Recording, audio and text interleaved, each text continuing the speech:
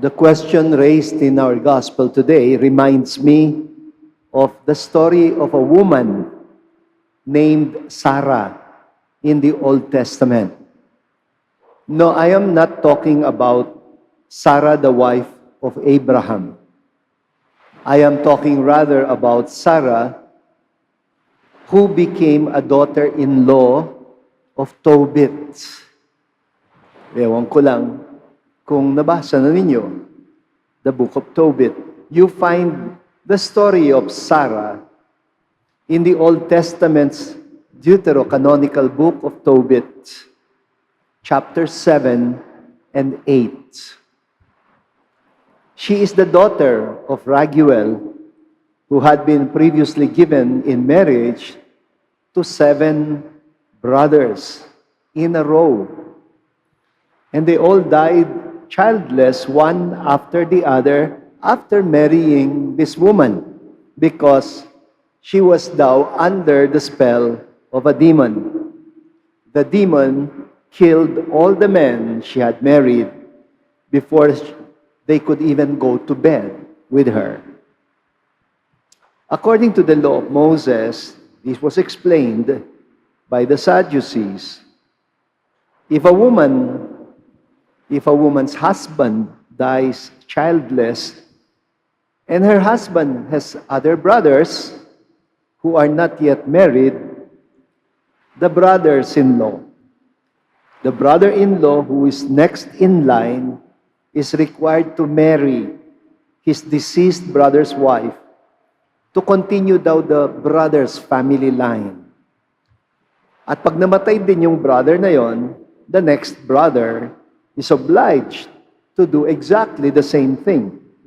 But the storyteller tells us all 7 brothers married this woman, and they all died, leaving her childless.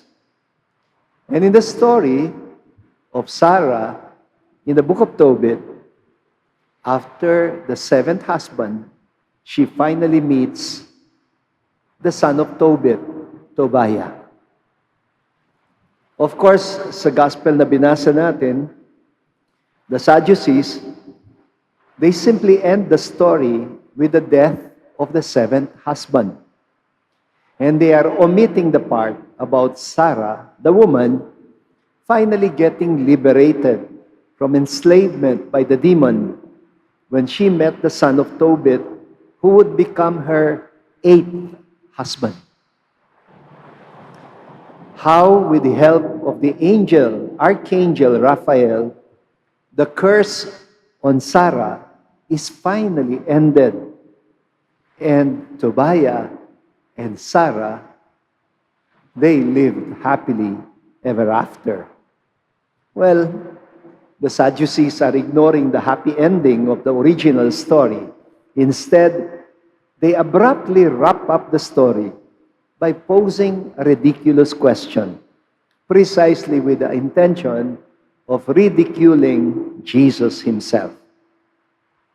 Akala siguro nila, the teaching of Jesus about the resurrection was exactly the same as what was being taught by the Pharisees. Nagkamali sila. They were mistaken.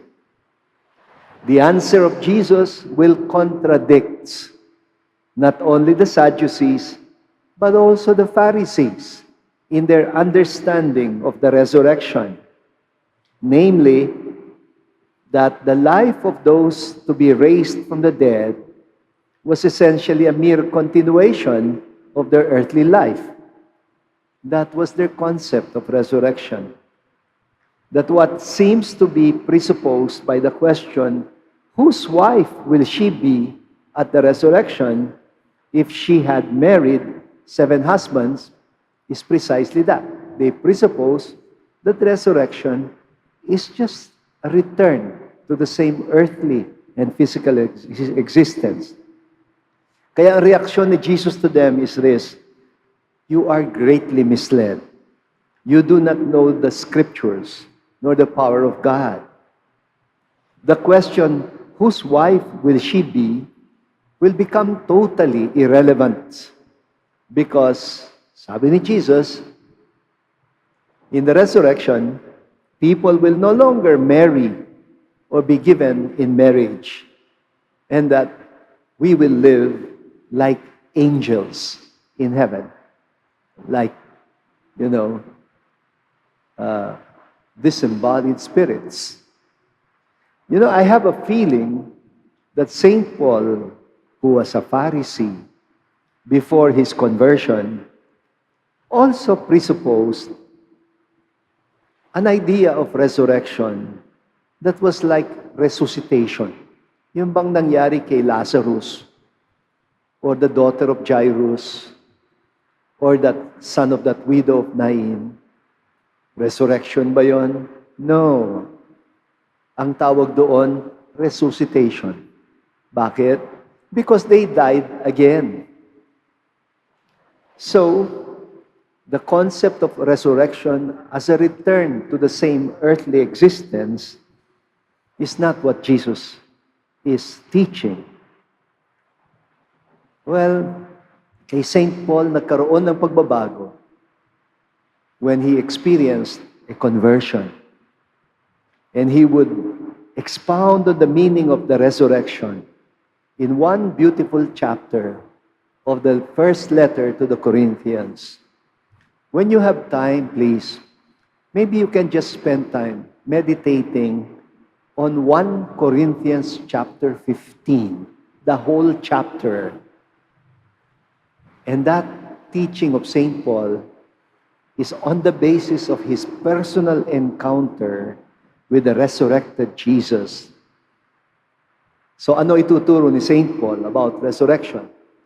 He will say, what is sown corruptible will be raised incorruptible. What is sown as a natural body will be raised as a spiritual body.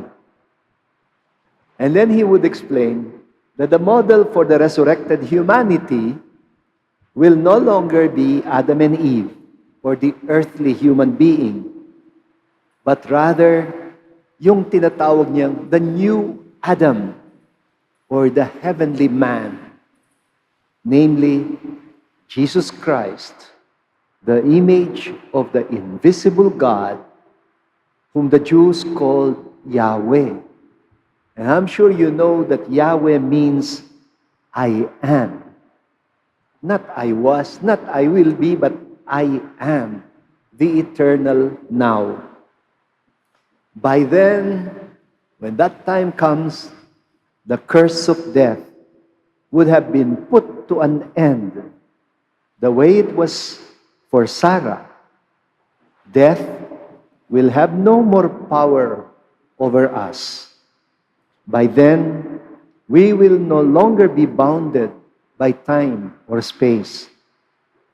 We will share in the life of God, who no longer has a here or there, no past nor future, but only now. Because He is a God of the living. He is the God of the eternal now.